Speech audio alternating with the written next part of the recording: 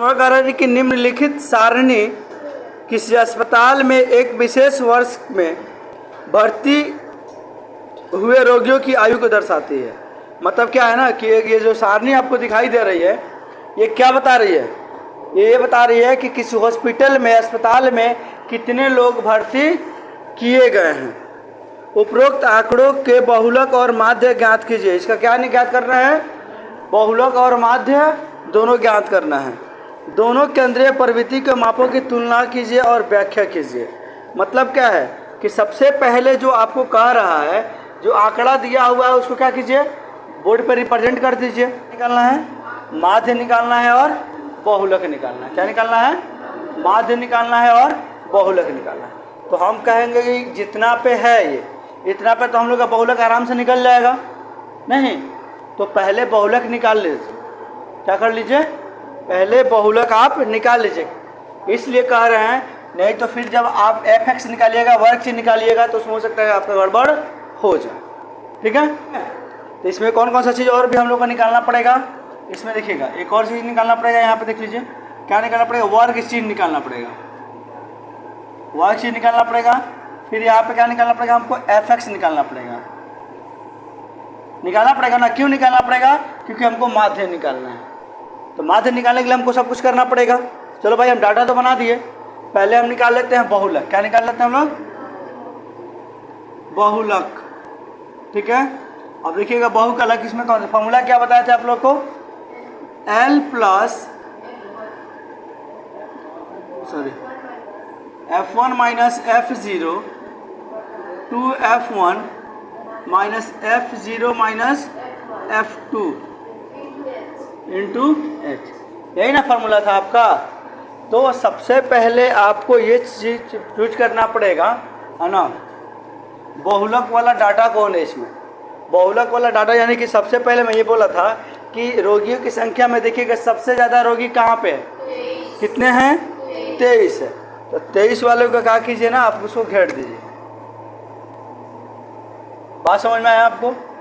अब जब ये आप घेर दीजिएगा तो आपको क्या मिल जाएगा? यहाँ से यहाँ पे देखिएगा, यहाँ पे मिल जाएगा, ये क्या है? F1 है। इसके ऊपर जाइएगा तो क्या मिलेगा? F0। नीचे ये क्या मिलेगा? F2।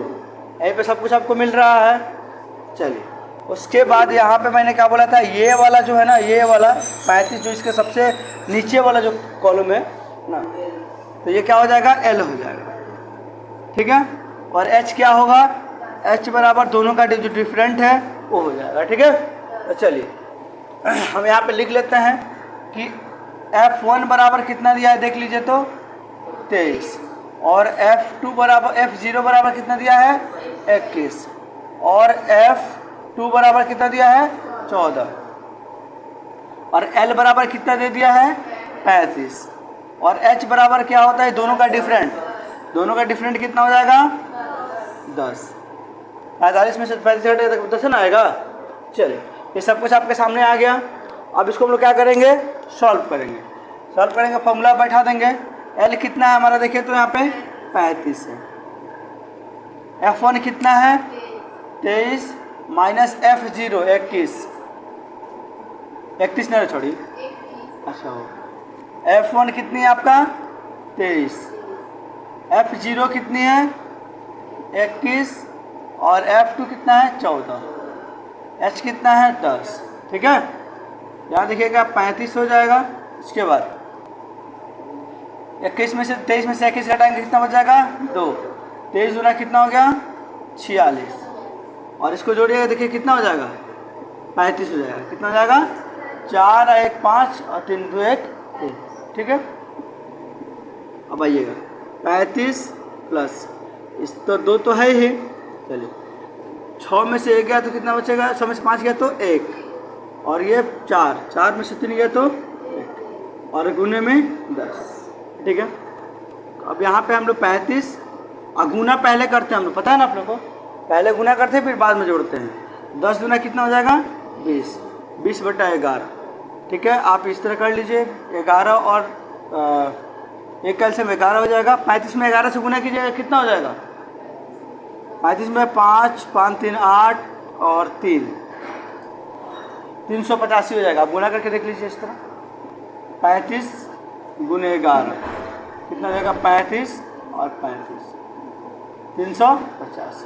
ठीक है, अब हम कैसे निकाले हैं ये देख लीजिए आप लोग। पहले क्या किए 5 को लिख दिए, फिर 5 3 8 को जोड़ दिए, फिर 3 लिख दिए, बात खत्म का। ठीक है, और कितना हो जाएगा फिर 20, इसको जोड़िए कितना हो जाएगा देखिए तो 405 बटा में 11।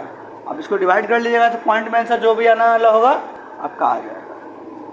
ठीक है, इतनी बात समझ में आई कि नहीं है?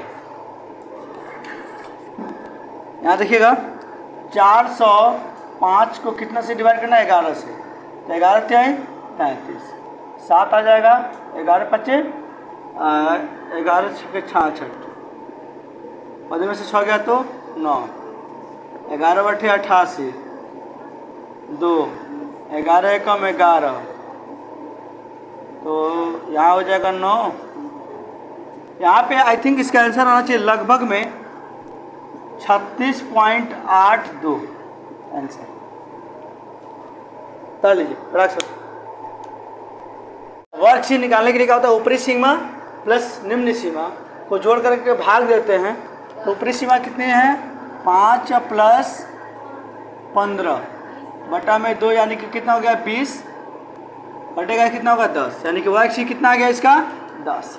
इसका कितना आएगा 20, इसका आ जाएगा 30, इसका हो जाएगा 40, इसका हो जाएगा 50, इसका हो जाएगा 60, क्योंकि बढ़ तो रहा है सामान ना, क्योंकि जितना अंतर रहता है उतना बढ़ते रहता है। अब देखिएगा इसको गुना कीजिए कितना होगा फटाफट 60 ना होगा, इसको गुना कीजिए 11 दूना 22, 21 कितना होता है 63, 23 से होगा कितना होता है 0, 4 3 12 का 2 में 1, 4 दूना 8 1 9। ठीक है, चलिए 14 5 70 कितना हो जाएगा 6 5 30। अब हम यहाँ पे निकाल लेंगे, इसको मिटा देना, अब हम मतलब बहुलक बन गया तो इसको मिटा देते हैं। चलिए अब यहाँ देखिए, अब हमको क्या निकालना है सिग्मा एफ, और यहाँ पे क्या निकालना है सिग्मा एफ एक्स। ठीक है, तो सिग्मा एफ तो शायद दिया हुआ है उसमें, नहीं तो जोड़ लीजिए एक बार कितना है 6 1 7 7 1 8 8 3 11 4 15 5 20 का 0 इसमें 2 2 1 3 2 5 2 7 1 8 कितना है 80।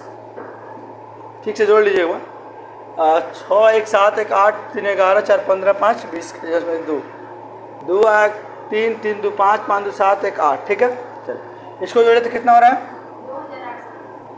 वाह गजब 6 2 8 3 11 11 2 13 3 इसमें 1 1 2 3 3 6 9 9 9 18 18 10 28। ठीक है, ठीक है 2830। अब हमको माध्य निकालने का फॉर्मूला क्या लिखवाए थे आप लोग को, माध्य सिग्मा एफ एक्स बटा में सिग्मा एफ। ठीक है, ये आई लिखिएगा तो वो नहीं लिखिएगा तब कोई दिक्कत नहीं है। चलिए कितना आएगा 2830 बटा में 80, 1 0 से 1 0 कैंसिल हो जाएगा। अब बच गया आपके पास कितना 283 भागा में 8, तो 8 3 का 24, 8 5 40, 8 के 24 कितना गया 6, 8 7 56। ठीक है, 8 5 40। तो इसको काटिएगा फाइनली, तो या तो 30.38 हो जाना चाहिए, इतना आंसर होगा लगभग।